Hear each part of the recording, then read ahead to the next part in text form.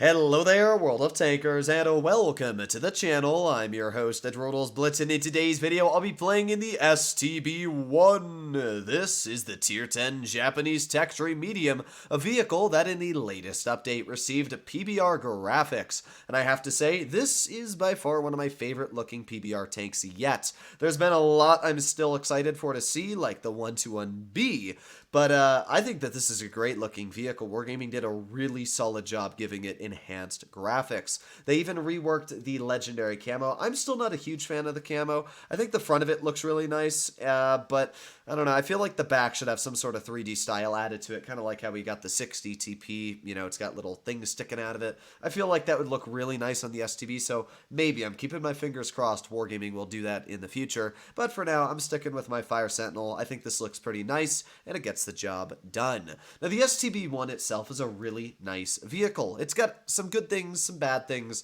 and all round makes it a very interesting yet solid competitor in the Tier 10's medium class. Let's talk about the good and the bad. Bad dispersion. This is one of the least accurate mediums in Tier 10. I'm running Refined Gun to counter that poor dispersion, so with Refined it's sitting at 0.293. However, you do have to realize that that means my aiming time is going to be a lot worse than other mediums. So it's going to take me a little bit longer to hit my shots, but as long as I do aim in, I should be able to connect them as it is. Aiming time's pretty good, only 3 seconds, and the DPM's also pretty solid. Not the highest, you know, it's not a Russian medium, it's not super high DPM, but 3012 is still plenty to get the job done. It has decent pen at 257 on the standard, 330 on the heat. I am running calibrated after all, and the average damage is also quite average at 350 and 400 on the high explosive. It's not that glorious 440 vehicles like the Leopard, E50M, or M48 patent carry, but it'll still get the job done. The major thing about the STB that makes it so notable is the gun depression, sitting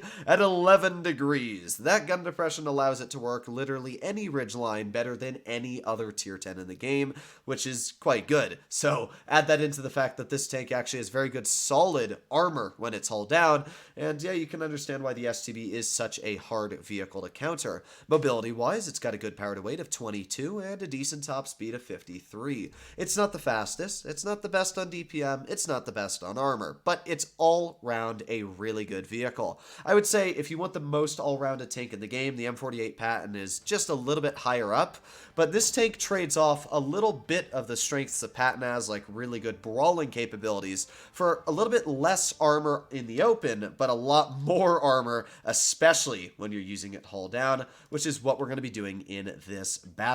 So we have up against us 2 platooning 50Bs, which is a little cringe, not gonna lie.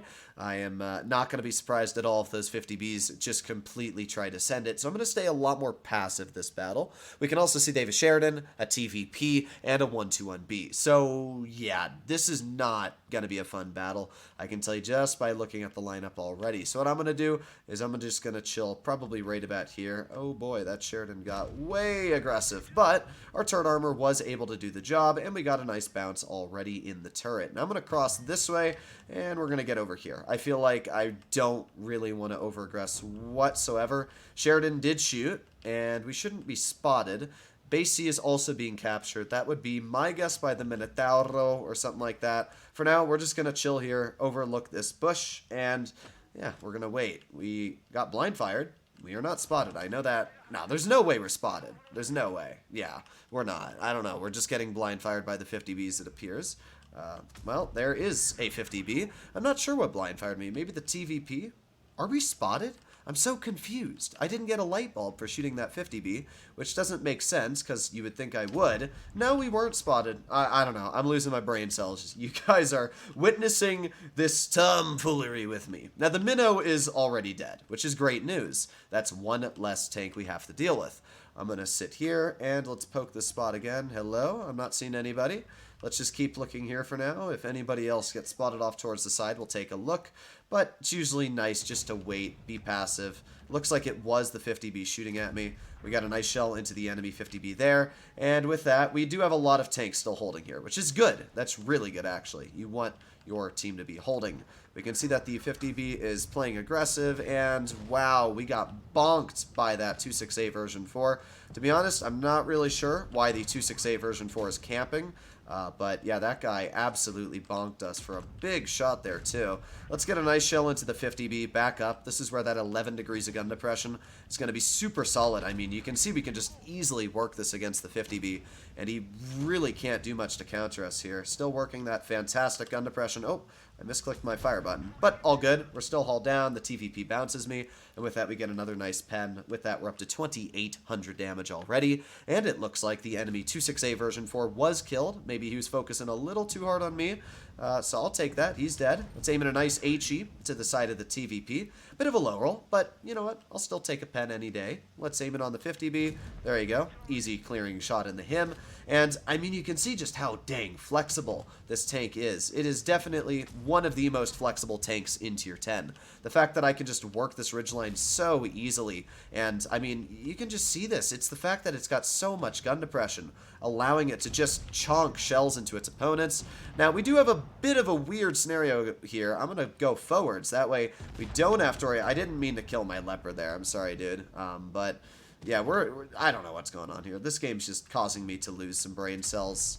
Good news is that we pen the shell on the 121B. 4005 gets a shot in and finishes him off. Okay, well there you go. We came out with a victory for the first battle. A very hectic and crazy victory, but you were able to see how the STB can absolutely manipulate its terrain to its advantage. We sat on that hill, used our gun depression, were basically impervious to our opponents, and absolutely farmed the crap out of them, dealing 4,400 in total, finishing top on the team, and doing a pretty solid job. But this is just really what the STB is good at. You can see that, yeah, its dispersion is not great, but if you're running Refined Gun, it didn't really miss any shells there. So, yeah, not a bad battle at all. Let's see what we can do in the second game here. We got a standard B up against us, and that's all they got for mobility. What do we have? Leopard, PTA, and me, so we do have a big advantage on medium side, especially because I'm a tier 10 medium, so that's nice. But the problem with having an advantage on medium side is that we have a disadvantage on the heavy side. And they also have a heavily armored tank destroyer, so I'm going to have to be very, very aggressive, yet not aggressive on this side of the map. Now, with this much gun depression, it means I don't have to poke as much to get the shot off and back in the cover, which is nice. We're just going to chill here for now. Leopard is spotting, and it doesn't seem like the Leopard has spotted all too much. I'm going to wait, though, just in case. You know, it's never a bad idea to be patient, because maybe the enemy team wanted to go this way. Looks like they didn't, though, as the concept gets spotted across the map, so with that knowledge in mind, we're going to start pushing through. I'm going to try and flank. I think that would be the smartest decision here. And, yeah, hopefully this works quite well. Now, you can see here is where the good mobility comes into this tank. It's quite mobile. The Leopard did spot the Kron, and honestly, I'm just going to go for it. I mean, if this Kron gets his full clip in, yes, it's going to hurt, but at the same time, this guy is going to get absolutely cleared, which is really important for our team. So I'm just going to keep distracting this guy. There you go. Another nice shot into the Kron. Now he's going for the Leopard here. But at this point, I've already completely distracted this guy, and he's dead. So there you go. Full health Kron is dead. Definitely worth it to bleed a little bit of my health to get that guy cleared, as he's no longer a threat for our team. So let's see. We got the 4005, and I'm just going to drive over this way, aiming in an HE on the 4005. He is running Spall Liner. It's always good to double check, but now that we know he's running Spall Liner, I'm not going to bother shooting any more HE shells after him, as that'll be a waste of my damage per minute. Let's get a nice slap into the enemy Contra Caro Mark II off on the side, and, well, let's reload again. We got plenty of gun depression to work this if that 4005 tries to pen me. The main threat is definitely that 4005. The Waffle is a big threat, but not nearly as threatening.